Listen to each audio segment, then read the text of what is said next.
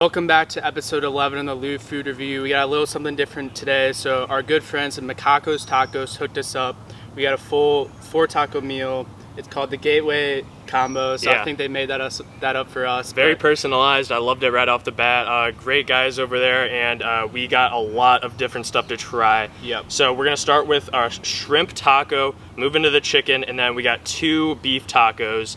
And then obviously the rice and beans is what's gonna hopefully make everything together. Oh, of course. So Macako Tacos just started like a month or two ago. So they're kind of a brand new startup. So they're open for curbside only on Sundays, kind of the anti-Chick-fil-A. So yeah, make sure to check them out at Macako Tacos on Instagram and Facebook. Authentic Mexican cuisine, handmade, all made from scratch. I've never heard of this place before this, but this looks really I'm so gas. glad they reached out because like just the presentation wise. Yeah, so I think without further ado, let's get into the shrimp taco. Shrimp. Overall, I'm not normally a huge shrimp guy, but I like how it's not overwhelming. Every topping they told us to add on is kind of just mixing well, so you're not just overloaded with a shrimp taste or cilantro or whatnot. So one thing about this, so it's a father-son gone just right from the grill, so it's really good food. It's not the same type of kind of mass manufactured food you're gonna get at a regular Mexican restaurant. So you can just tell the grilled shrimp, the ingredients are all fresh. So I'd say the shrimp one was pretty good, but I'm ready to get into the chicken one. Like I said, I'm not a huge shrimp guy, so the chicken one right off the bat is just right up my wheelhouse. I like it a lot more, and I think they recommended the perfect toppings because that's the consistency between the two. The toppings are very, very fresh. So yeah, I gotta say I like the shrimp one better. Chicken, the pico, I think that's one of the best pico I've ever had. I guess it's time to see how the third and final steak one will stack up. Good amount of spice, which I like. This is by far the meatiest one. It's just, I mean, for your meat lovers, this is perfect. And the Roja sauce, it's starting to set in. I love spicy food, and this is kind of, it's not overwhelming, but it does give a good amount of kick. It's getting stronger and stronger. Good kick. You can tell it's pico. Ooh, wow, that's spicy, baby. That is spicy. All right, so to be honest, that is not for the faint of heart. That it's creeping up right now. Yeah, I'm struggling a little bit. But that's what I look for. I mean, if you can't have spice with tacos, I mean, come on. So I'd say that's by far the most unique one I've had. Normally when I get tacos, I don't get that spicy of a... Yeah, that one was hot. Yeah, no, my mouth is cooking right now. Sweating a little bit. Yeah. All right, so let's get into the Verde Sauce, last taco. I'd say this one's the least flavorful. This is the blandest one, I'd say, out of all 4, but it's still a solid taco.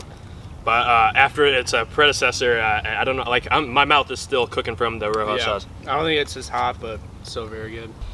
And of course, we got to rate the sides, so let's get into the rice and beans.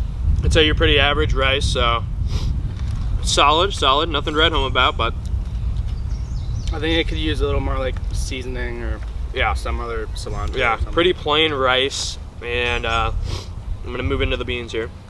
Now the beans I do like. There's a lot of veggies mixed in here, so you're not just eating beans by themselves.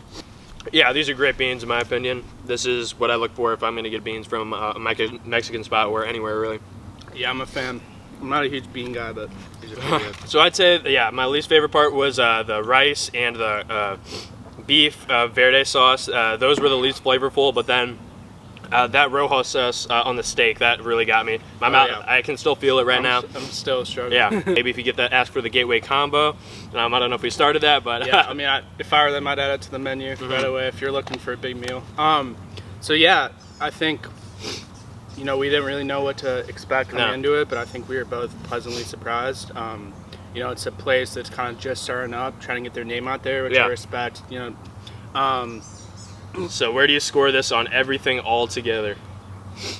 Everything all together, I'm gonna have to go with a pretty strong 8.4.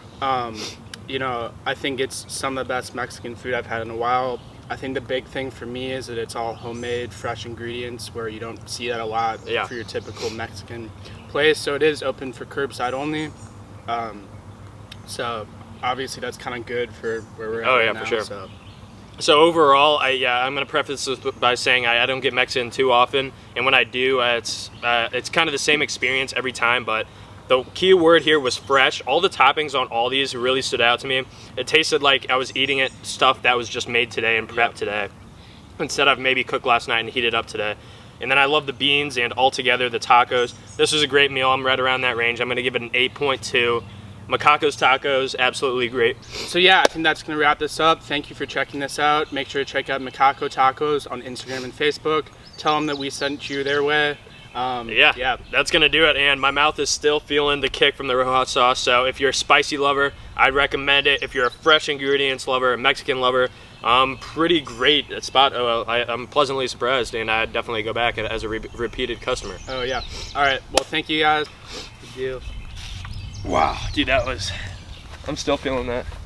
Dude, my mouth is still like burning. Yeah. Like I was definitely like sweating.